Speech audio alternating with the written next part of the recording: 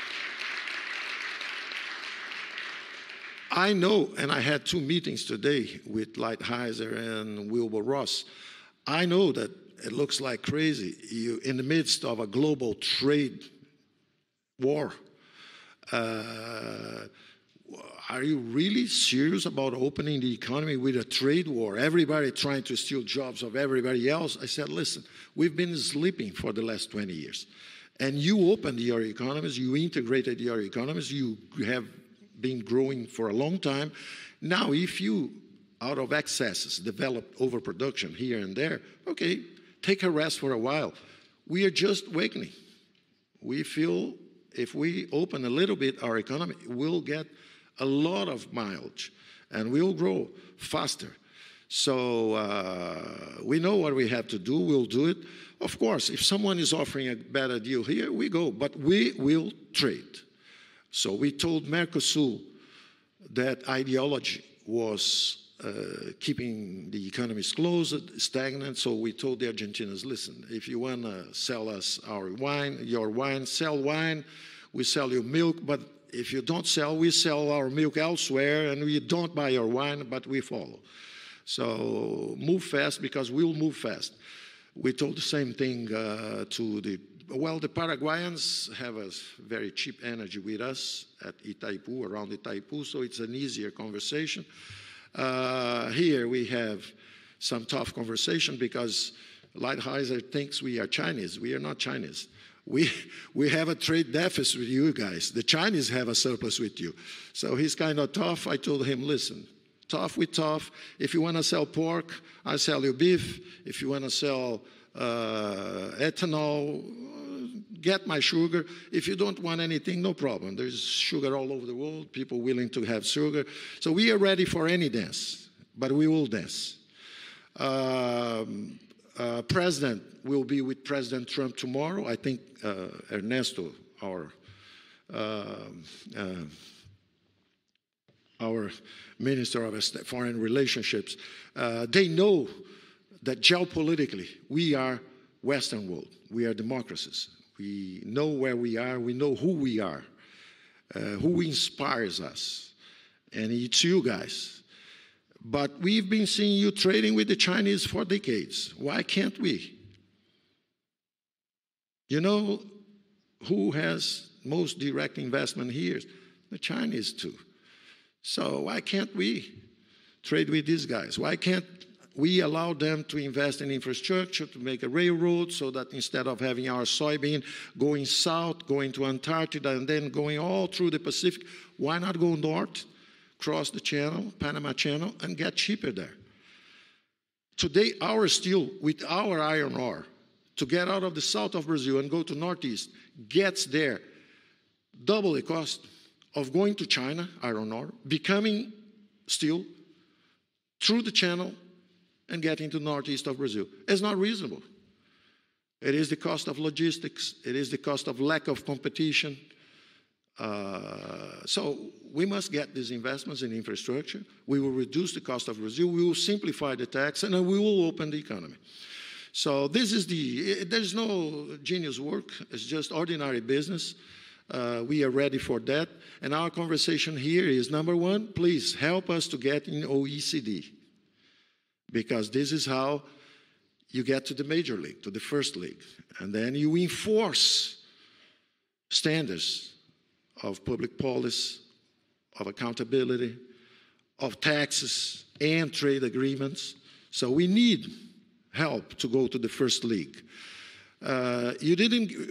Incredibly, the US is the only obstacle from us joining. And it's comprehensible because we were jumping on the left leg all the time.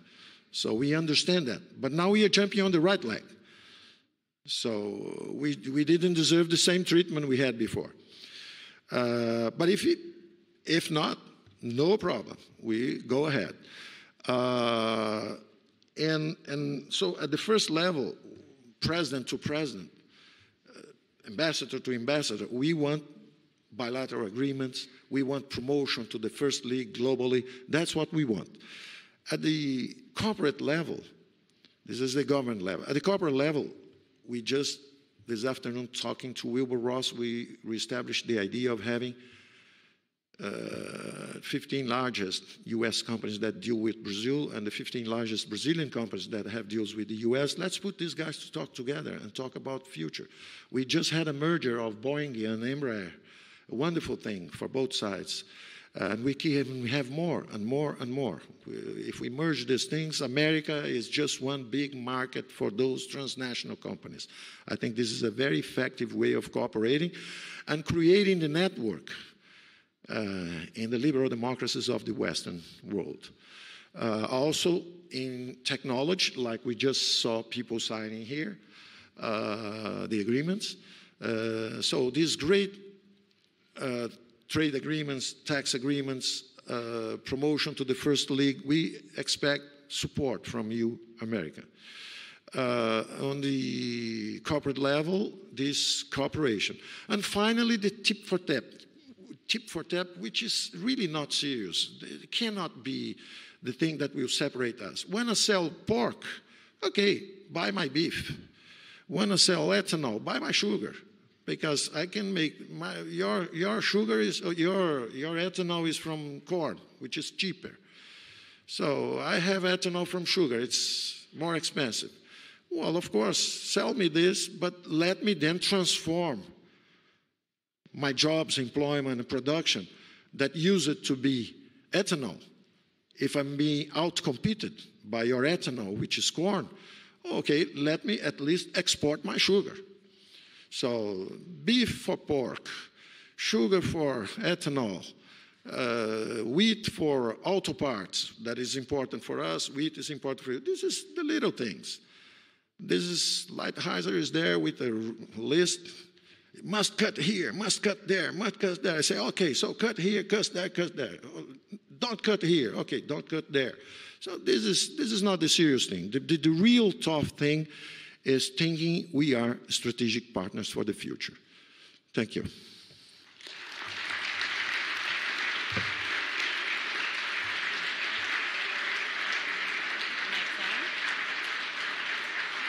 Please welcome Minister Ernesto Araújo, Minister of Foreign Relations.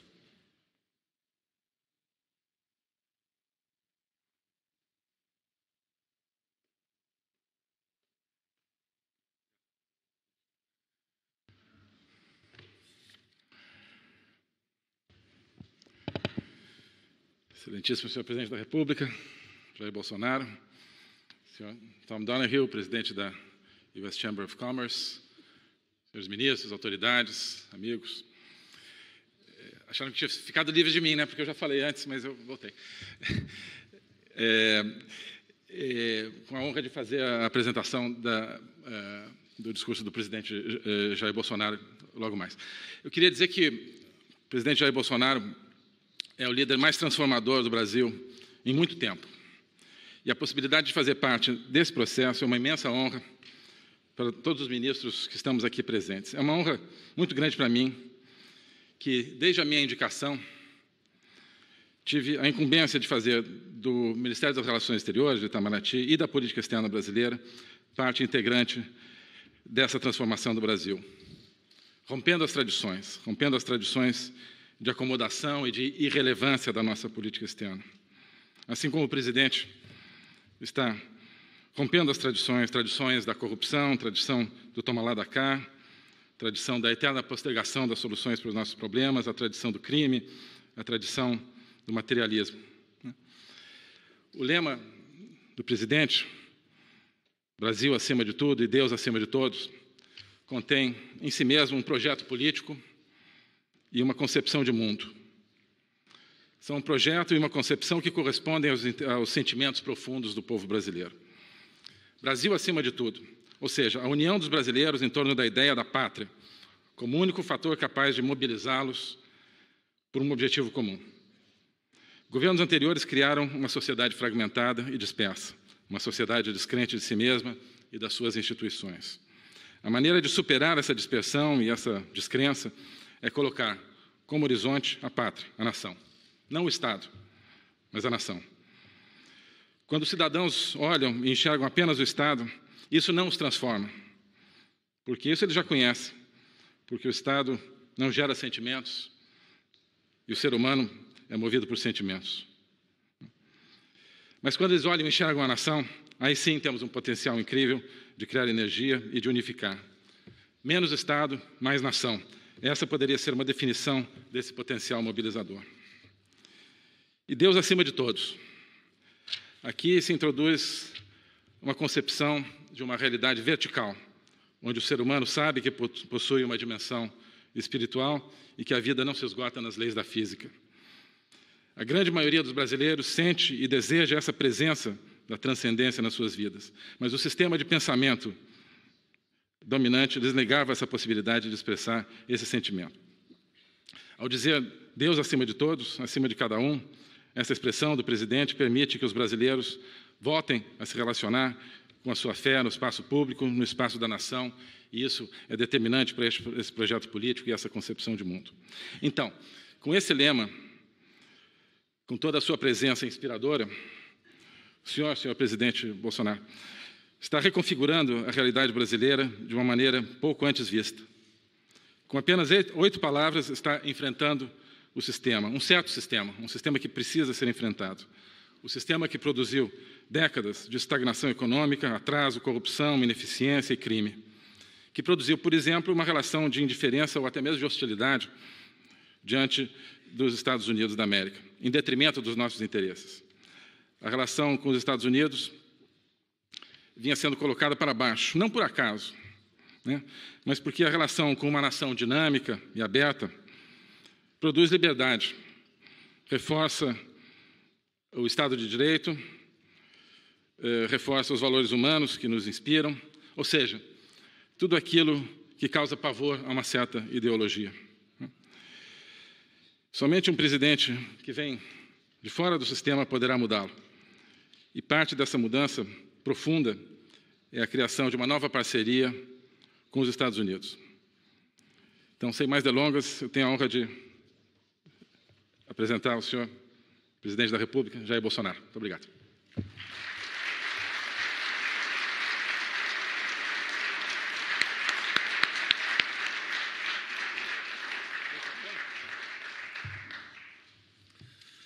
Não lerei nada, não. Espero estar no caminho certo. Senhores, senhoras, boa noite. Prezado senhor Thomas Donoghue, muito obrigado pelo convite. O Brasil hoje, podemos dizer que o presidente tem uma família ao seu lado. Alguns estão aqui, nosso querido Paulo Guedes, homem da economia, que tem feito um brilhante trabalho. É verdade que hoje a Bolsa em São Paulo bateu recorde.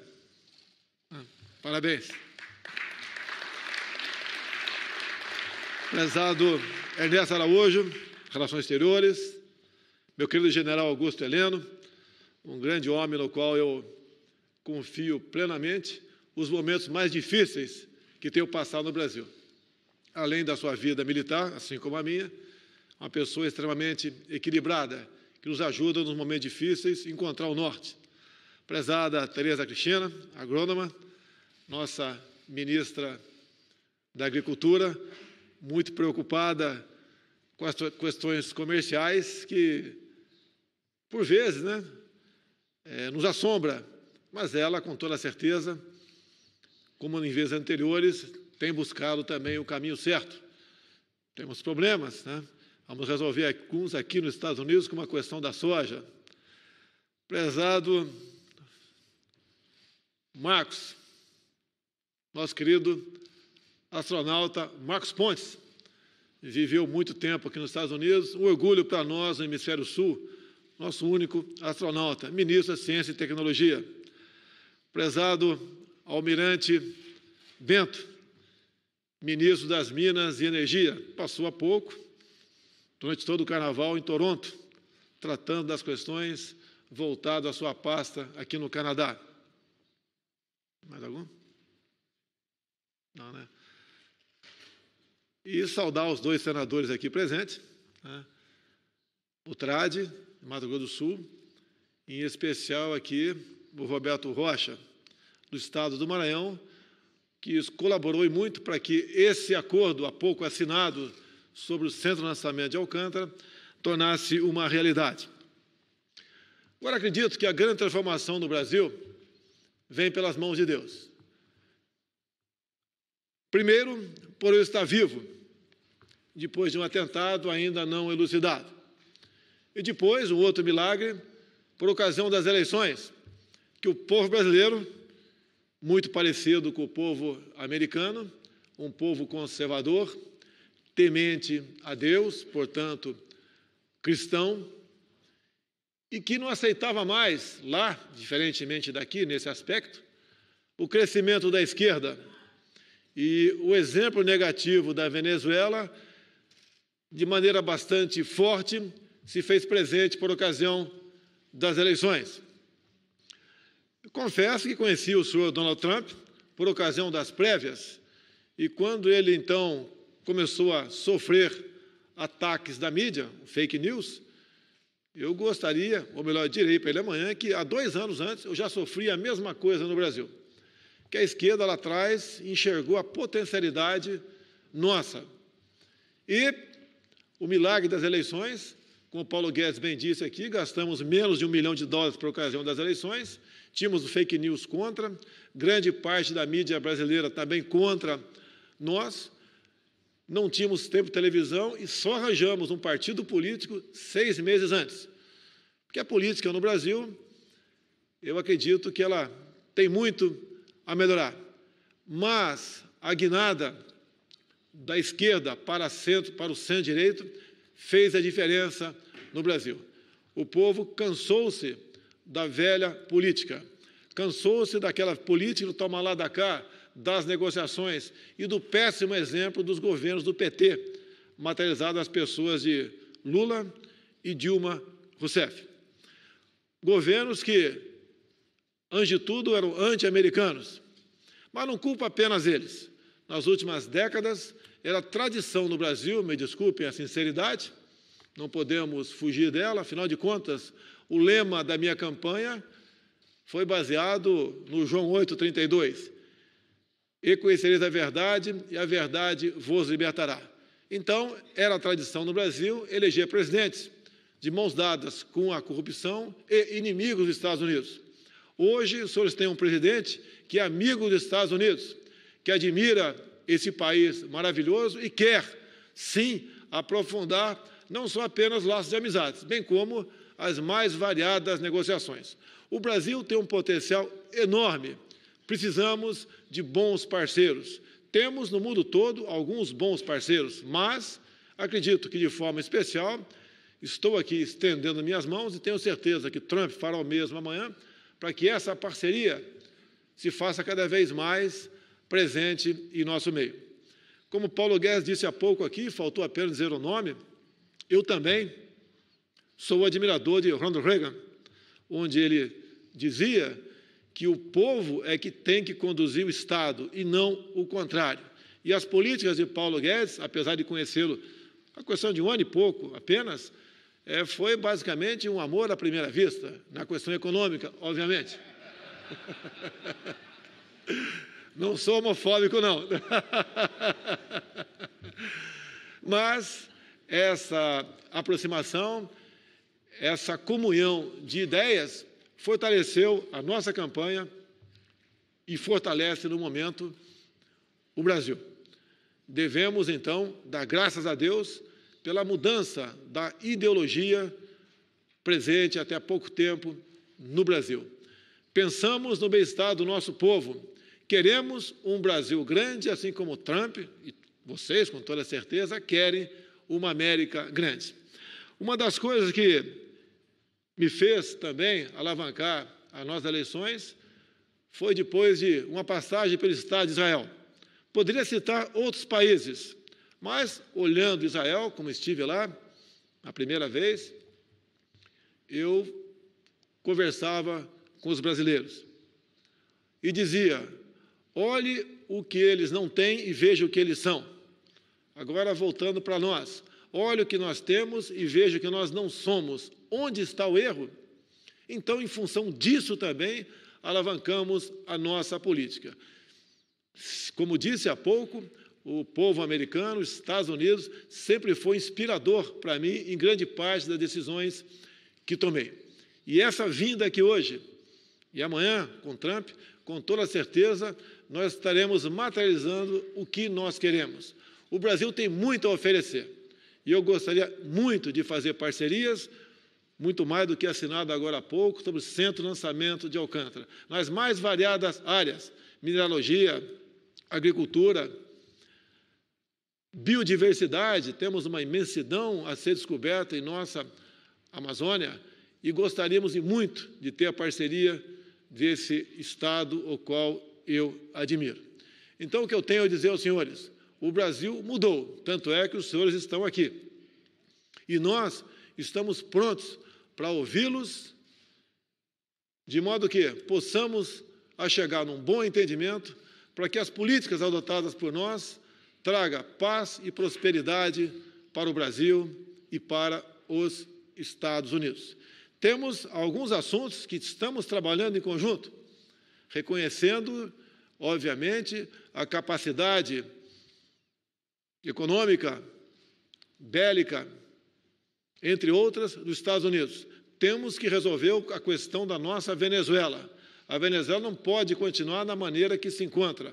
Aquele povo tem que ser libertado. E acreditamos e contamos, obviamente, com o apoio norte-americano para que esse objetivo seja alcançado. Juntos podemos fazer muito. E essa união, até pela proximidade, Brasil e Estados Unidos, pode ter certeza, alavancaremos mais ainda não só a nossa economia, bem como os valores que, ao longo dos últimos anos, foram deixados para trás.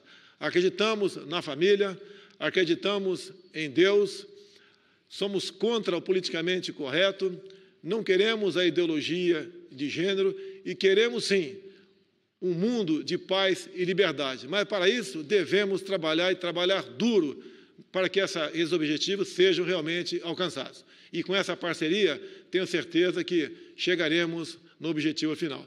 Então, dizer a todos vocês, apesar da minha inexperiência no Executivo, mas muito bem assessorado por 22 ministros que falam entre si, nós acreditamos no Brasil. Agora, só podemos acreditar no Brasil de fato se tivermos bons amigos e bons parceiros. E aqui hoje temos um pela frente. A todos vocês, meu muito obrigado, em especial pela recepção, e tenho certeza que chegaremos nesse objetivo e amanhã será um grande encontro com o senhor Donald Trump. Muito obrigado.